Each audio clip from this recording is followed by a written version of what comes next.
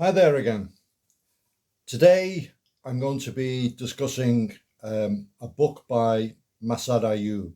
And on this channel, I'll probably review several books by Masad. The reason being, he's so prolific. He has written several books and numerous articles. And I remember being at a training conference with him.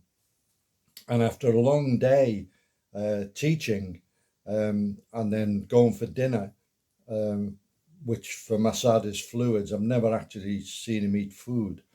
And he'd then go to his hotel room and write several articles. Um, he'd pick up something from the day's events and he'd write an article around it. Really, if anyone is interested in writing, Mas is a really, really good model for that. The specific book that we're going to discuss today was probably the first on its topic of its type, and it's this one, In the Gravest Extreme: The Role of the Firearm in Personal Protection. Now, Massa's background for doing this kind of thing was that for many years he was employed by a police magazine, and they sent him to do two main things. One was to attend training courses that were offered to police. So he would go through the course, do a write-up on it, what it offered, the good points, the bad points, etc. So he went through a lot of training. And the second thing they got him to do was to interview the survivors of gunfights, police survivors, and come back with the lessons learned, sometimes at great cost. So that built up a really good database of material. At the same time, he was working as a reserve officer in the police department in New Hampshire. So he was getting a certain amount of real hands-on experience as well. But the Gravest Extreme covers an area which had been neglected up to then, and that is the legalities, the legal aspect. In the distant past, if you were involved in a gunfight and you shot a bad guy, you'd probably get a cigar from the sheriff, and that changed, over the years to the present time, where in all of the litigious societies, being involved in a gunfight is certainly not something to look forward to. And I always have made the point when I've been talking on this subject to myself, for myself, to police officers, that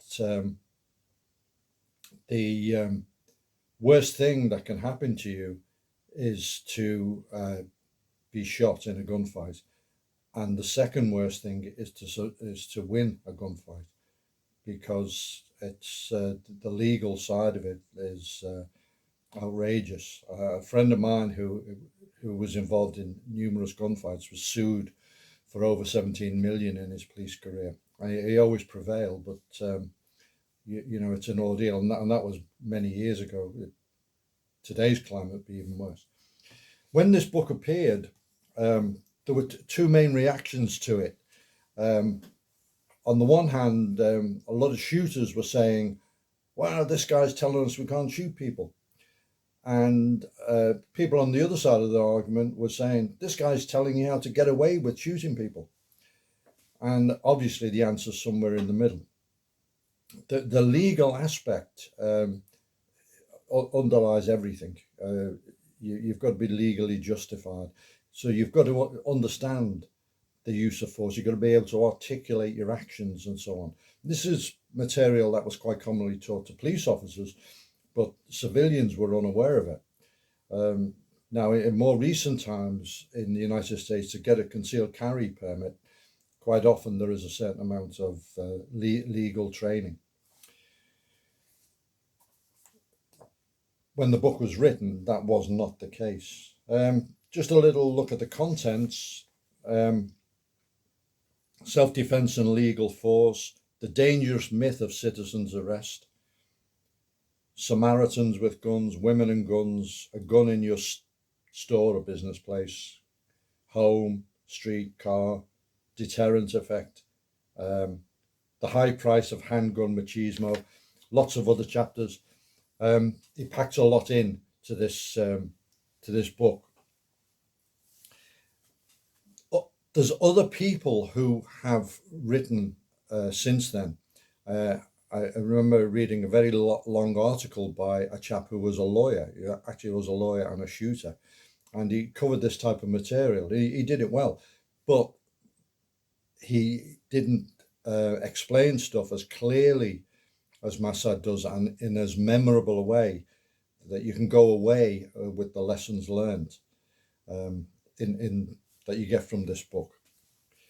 So, all in all, at the time it was written, it was groundbreaking, but these many years later, and it was published in the 1980, many years later, it's still equally relevant, and it's a book that every armed citizen should have on his bookshelf for sure.